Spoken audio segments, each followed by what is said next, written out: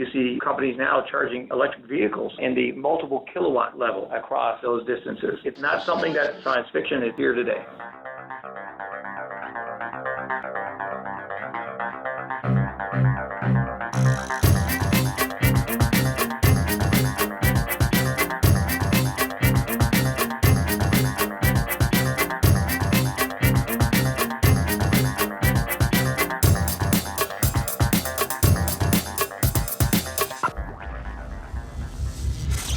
This is EnergyCast, and I'm Jay Dowenhauer. Today we are talking about wireless power, transmitting energy without the need for cords, plugs, or conventional outlets. And the term encompasses a wide range of technologies, each with their unique strengths. At first I asked myself, why is wireless power important? After all, there will be additional expense to cut the cord, so it better be worth it. To hear these air power pioneers tell it, the main benefits are ease of use, efficiency, and the ability for a device to be fully enclosed. Your cell phone may be using a wireless charger. No need for jacks that have to be turned the right way. I was pretty frustrated when my wife's new Android had a different jack than my phone, which was only a generation older. Another big example are drones adopting wireless charging stations. As these guys become more automated, the charging cycle needs to be as well. Flash forward 5 years. Picture a drone that's just finished dropping off a package on your doorstep. After it makes its way back to the distribution facility, it lands on a special pad that resembles a piece of tile. That tile wirelessly charges the drone for its next trip, beaming several hundred watts of electricity the foot or so between the tile and the battery on board the drone. Our guest today is just one of the medium-range companies out there in this growing electronics sector. Now let's get into some of the science. Wireless power is a broad term for the technology. The two major categories are near-field and far-field techniques. As the name suggests, the range with near-field is limited. Two forms of near-field are inductive coupling, where power is transferred through magnetic fields between coils of wire, and capacitive coupling, using electric fields between two electrodes. Our guest today employs a near-field capacitive coupling technology. And then there's the far-field technologies, which transfers power using beams of electromagnetic radiation, most commonly microwaves or lasers. These technologies require very precise directional equipment in order to receive beams of energy. There have been proposed schemes to beam energy up to satellites and then down to Earth as a form of wireless transmission. We'll get to that in another episode, hopefully, but for now, most of the wireless innovation is a few inches away, down here on Earth.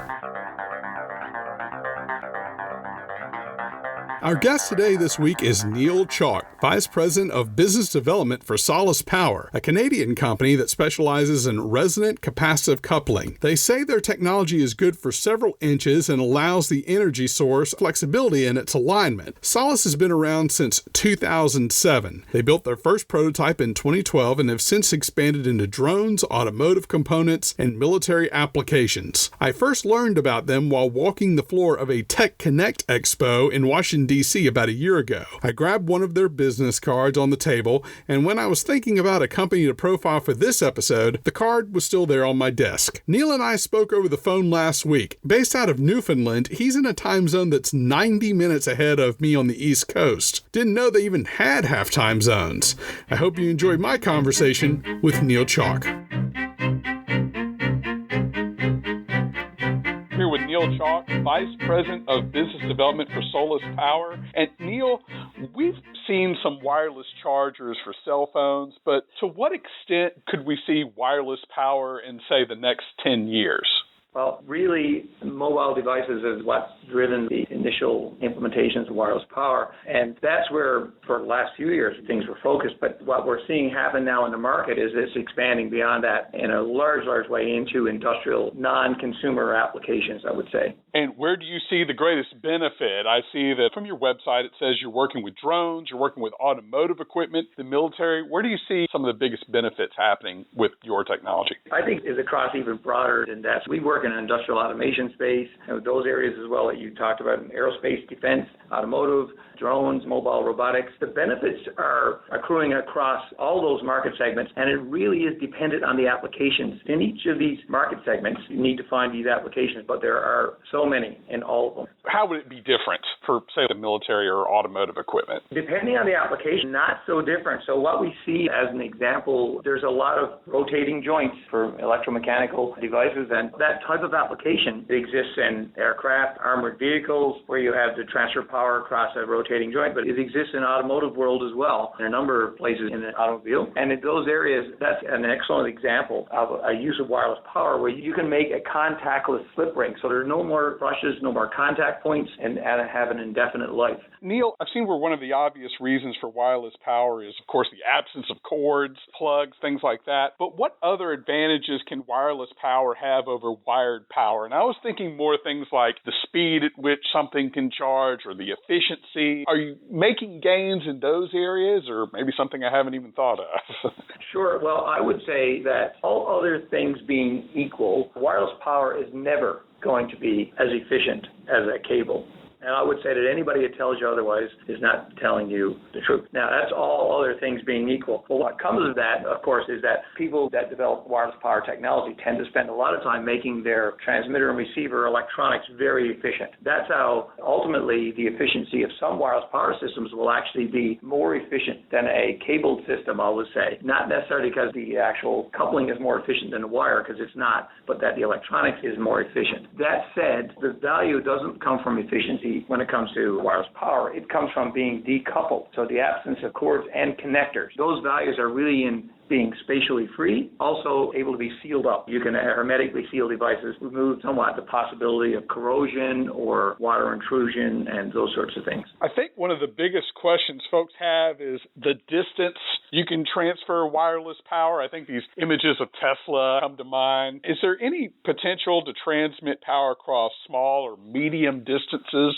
Well, it depends on the power level. So if you're looking at tiny amounts of power, sub-watt, I say for the most part, then you can look to companies like Osea and Energis, RF-based wireless power, and they can do distances in the tens of feet or a few meters. There's some questions of safety, so that keeps the power level low. Otherwise, yeah, if you want to talk really tiny distances, you're talking plain magnetic induction or passive coupling, and that would be an example of magnetic induction. Otherwise, we have resonant technology, and that's where most definitely, when you talk medium distances, companies like Solace Power here, we can transfer a fairly high amount of power across those sorts of distances. As an example, our Equus product that we've just released, we characterize that at 200 millimeters for a 35-watt power coupling. And we can do much higher than that across that same distance and across a higher distance, depending on what efficiency you're looking for and what the application itself looks like. You talked about the safety issue a little bit if you go higher. Is there a theoretical maximum high voltage where electricity could be transferred wirelessly? I think a lot of people kind of have this idea that at some point in the future there could be wireless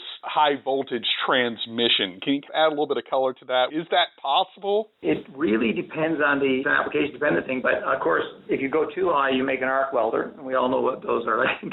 That said, of course, practical wireless power implementations don't even approach those kinds of voltage levels. In short range, short distance power transfers, you see companies now charging electric vehicles in the multiple kilowatt level across those distances. So absolutely, it's not coming, it's here in terms of wireless power and high power levels being able to be transferred. We can transfer in the many tens of watts and hundreds of watts across distances like we talked about earlier in the hundreds of millimeters. So it's not something that's science fiction, it's here today. Again, about the distance issue, you said you're able to transmit between 200 millimeters, but what about several tens of feet? Are you working on that kind of distance for transfer, or is there kind of a theoretical maximum that you can safely transfer power? Kind of give us an idea about the distances that you can transfer this kind of power. Sure. Depends on the power level, but right now, if you want to go into the tens of feet, you're really limited to RF-based technology. But because it's radiated energy, it's not an extreme near field phenomena, they're restricted for safety reasons to power levels that organizations like the FCC would deem safe. And there are standards around that to make sure that no one's in harm's way. If you're talking power levels into tens of watts and higher, then no, that is a wonderful dream that Tesla had, but there are no practical way of doing that in a broad way or over longer distances. There are such things as laser-based power couplings or microwave-based power, but they're really the domain of very, very specialized applications, so it's just as the military may use. Why is that a safety issue? Because your body will absorb the energy, and it's not safe to absorb too much of that. We all exist daily in a sea of energy. It's not harmful. There's no issues with it. But if the levels exceed certain values, depending on the frequency and so on, then, of course, they can be not safe.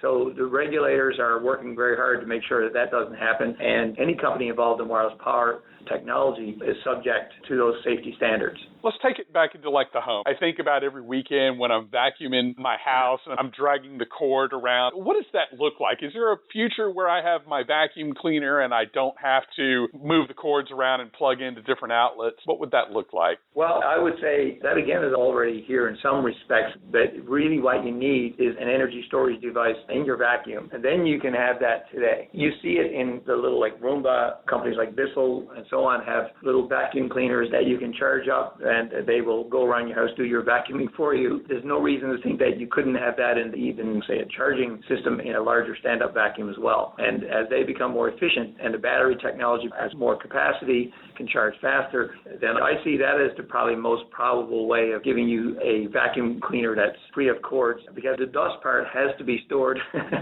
inside the vacuum in those scenarios. Otherwise, you're going to have a big old cable to drag around anyway. Are we heading to a future where outlets are a thing of the past? I'd say not totally.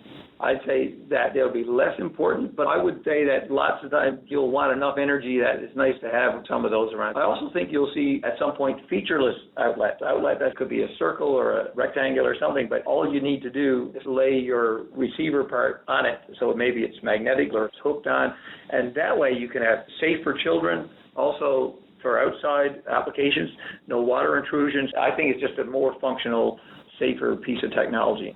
Neil, is there a need for a standard for, say, these wireless outlets, these plates, if you will, the same way we have a standard for different power outlets in different parts of the world? Yeah, I don't know if you know this. The IEC Job 1, International Electrotechnical Commission standards body, their Job 1 was to standardize electrical outlets around the world. And so, as you can tell, they haven't been too successful with that. The wireless power side of it, I think there may be a variety of standards. There's also no reason to think that you can't have hybrid systems where, depending on what kind of receiver you have, then a given outlet might not support different standards. But I think there's definitely going to be a movement towards consolidation of technology around capability. You have a requirement that has Jay, when he leaves his home or his phone, sits and charges, goes to his office, it charges there. He runs to the shopping center, he can charge it there, goes to a restaurant or an airport, and he can charge it. So interoperability is a big deal. But interoperability, some performance has been sacrificed because you could do the same thing with resonant technology and have more spatial freedom. It's just a little bit behind now. So I think you're going to see performance drive standardization, but it's a little bit down the road. You've mentioned some other companies out there, and they have some different technologies, but give us an idea about how packed this industry is at the moment. I've come across a few companies, U-Beam, Wattage. What sets you apart from those guys, and how are you competing exactly? What exactly makes you guys different, and would something have to be sorted out? Give us a little bit of an idea about the landscape and what everybody's kind of working towards. Absolutely. When you think about competing technologies and the VHS versus beta sort of thing comes to almost everybody's mind, that example is a very simplistic one because while one format was technically better than the other, the consumer couldn't really tell the difference. Therefore, it became another kind of war. And when it comes to wireless power technology, it's very different. And we've been saying this for a long time. We always say that there is no one-size-fits-all for wireless power. And when we say that, we're not trying to be glib. What we're trying to say is that because of the technical or the performance characteristics of different wireless power technologies, you end up, depending on your application requirements, with a optimal technology that might be unique or maybe you only got a couple competitors for that application. When it comes to Solace and our technology, the resonant capacitive coupling, we compete very strongly in the very short distance up to, we would say, medium distance, and we compete up to the medium power level, so into low hundreds of watts. And so for us, that's a fairly open market space where we actually concentrate our energy. So Qi can't go higher distances nor higher power levels, and the RF folks can't deliver power levels. They've got the distance. So we end up in a space that's fairly alone for those applications. If you look at the landscape, you'll see the companies, if you list them off, look crowded. I don't think it's as packed as it might appear on the surface. Okay. Anything you'd like to add? This technology is very new to me. Any thoughts, anything that you'd like to mention? Sure. Our approach to the market is very simple. We think a well-educated customer is the best customer because they'll make the right decision. If it's not you, well, then you both are still winners. Customers should be discriminating around power level and the distance that they need to make their application practical for their use. Really, what's important, I think, for the consumers of wireless power, they should really characterize their application, performance requirements, and then start to look at the possibilities out there in the marketplace. Okay, fantastic. Neil, I'm going to finish up with a lightning round of your thoughts on different energy technologies. First one's natural gas. Great. At some point will go away. Crude oil. It's decline. It'll take a little while longer. Nuclear. It's going to be around for a while. Coal. Go away. Wind. It's going to be around as well, but will go away. Solar. If we can break the technology, it's going to be around for a very long time. Biofuels. It will not survive. Fuel cells. If we can get the physics sorted out, it'll be around for a long time. Those are consumer items. I'm going to kind of lump you guys under that massive heading, but wireless power. Oh, it's going to grow. It'll be something that we just become used to, and it'll be taken for granted. Hydroelectric. It's the basis till we get things right. Geothermal. Nah, never make it. Electric vehicles. Oh, bring them on. Energy efficiency. Absolutely necessary. And nuclear fusion. Can't wait. Neither can I. All right, Neil Chalk, thank you so much for your time. You're very welcome. You have a good day. That was Neil Chalk, Vice President of Business Development for Solace Power, a wireless energy company in Newfoundland. And my wife would like to add that I do not vacuum the house every week. Just want to make sure I'm keeping it honest around here. Special thanks to Libby Carew and Cassie Pittman for helping to set up this interview. They have sent several pictures which you can check out on Instagram at Host Energy and online at energy-cast.com. All guests are sent the raw and completed show the week of release. So far, no complaints. Music was produced by Sean Stroop at Stroop Loops. That wraps up episode 32. Be sure to join us next time when we see how fuel makes the difference in both efficiency and safety in the world's largest nuclear plants. Until then, I'm Jay Dowenhauer. We'll see you next time.